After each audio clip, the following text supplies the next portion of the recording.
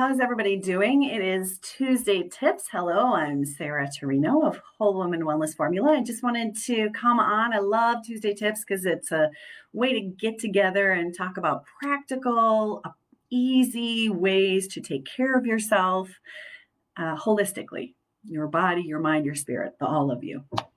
So welcome. I'm super glad that you are here. Today, we have been talking about self-care for the last month.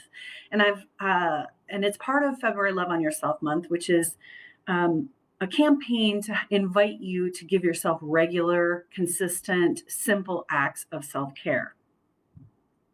Why is that important? Well, let's recap. So in the first training of this month, we talked about what self-care is and helping to reframe it. Self-care is deeply personal. You get to decide what it looks like. So in order to offer yourself regular and consistent self-care, doesn't mean that you have to make appointments. It doesn't mean that, though they're wonderful, but it can be really simple acts of care so that you can do them more often. We next talked about why self-care supports your whole system. How giving yourself simple, consistent self-care can support your whole system, body, mind, and spirit.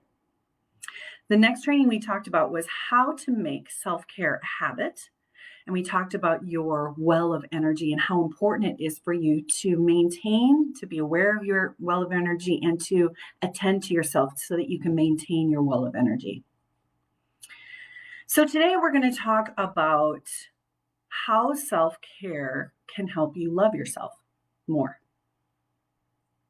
So first, in order to talk about this, I want to tell you that self-love is kind of one of those words that, those two words put together kind of can be an eye roller. Like you hear the word self-love and you're like, ugh.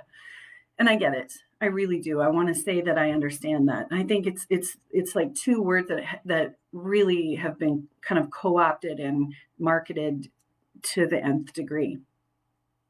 But I actually think if you can step away from it and just look at them as two words, self-love, it's actually quite a beautiful concept.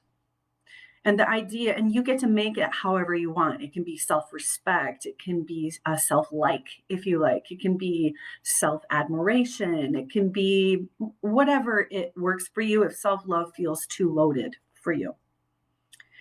I want to address that it may feel loaded. It may feel impossible. It may feel like too far away. It may feel like, I don't know, too far away. It may just feel like, how could I possibly get there and why and how could I get there?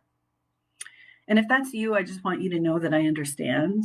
And in the system of wellness in particular, we're bombarded with images that maybe don't look like us, that maybe don't include us, that maybe and so when you're bombarded with those kinds of images all the time, it can just make loving and celebrating yourself feel like an impossibility. And I think that sucks. I really do. And so I just want to say that there are many ways in, and there are many ways into appreciating yourself and really enjoying yourself and really being at peace with yourself. And it doesn't have to look like a number on the scale or the size of your pants. It can come from different places so that you can start to back away from that system that tells you that because of your whatever, that you can't love yourself. It's crap. It's crap. And I invite you to, as quickly as possible, step away from that system. It's hard to do. And I want to just put that forward, that it's hard to do. It is truly my life's work as someone in the industry to break up with this industry that is designed to help to make people feel like crap. I'm not doing it anymore. And that is the work of the Whole Woman Wellness Formula. The work is, how can you feel so great in your own system and take care of your beautiful system so much that you look at that other system that tells you that you should be 10 pounds lighter or a certain size or whatever, and go and get critical of that, because it's not supporting you. I promise you, it's not supporting you. Okay. So let's talk about self-care and self-love and how they're sweetly connected. I think there's a lot of ways into self-love and self-appreciation and self-delight. And self-care is one of those ways. So let's talk about how that works. I have found in my many, many years in this industry that self-care is a powerful tool, a simple tool. And it is one that really, in my experience, plants seeds in the garden of your self-love. They are connected. And so if you can imagine a circle, and at the top of the circle is the word self-love, and at the bottom of the circle is the word self-care, and that there are arrows going around the circle. Here, I drew it. It'll probably be backwards, but that's all right. They feed on each other. They support each other. They can be a really beautiful tool to use because they work together to support the whole of you. So how does it work? All right, so self-care, which we've already talked about, let's deload it. Let's not make it be like something that you only do once every 3 months. We're looking at every day. How can you support yourself with simple, beautiful acts of self-care? Like, for me, lighting a candle when I work, sticking my head out when I'm working on a project and getting a breath of fresh air, taking a walk around the block, an extra glass of water, a glass of water, period. Remembering to eat when you're working. These are just the simplest acts of self-care so that you can start to, attend to your well level and approach your whole world, your family, your work, your friends, your children. You can start to approach your life from a place of fullness. So what happens is when you start to give yourself regular, consistent, small acts of self-care, it plants these little sweet seeds in the garden of you.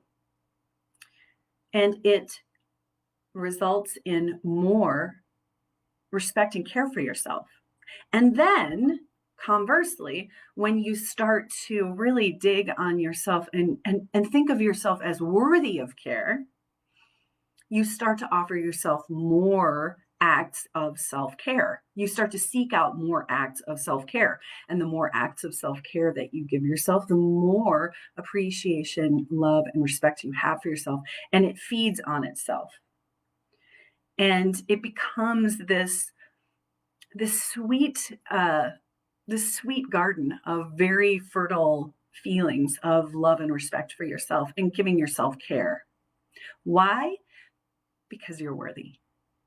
And I really think that's the best part of tilling and fertilizing and watering and loving this garden of yours of self-care and self-love, is it reminds you of your deep worthiness, of your own self-care and your own self-love, if you can get to that place, or self-respect or self-admiration or self-appreciation, whatever works for you.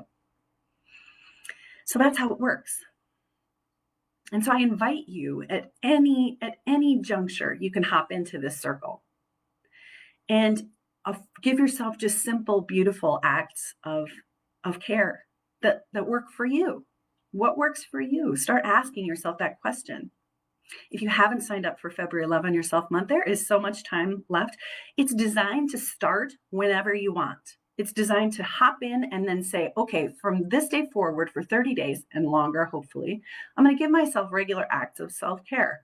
What does it look like? And it asks questions of you so that you can start to explore your relationship with self-care. So I invite you to hop in now. I promise the water's warm. And so the link is in my bio, or it'll be in this pinned post if you're on Facebook. But do it. I promise that the flowers that grow from these small acts of self-care will be lovely. Hey, have a great day. Thanks for joining me for Tuesday Tips. I'll see you next week. Have a good one. See ya.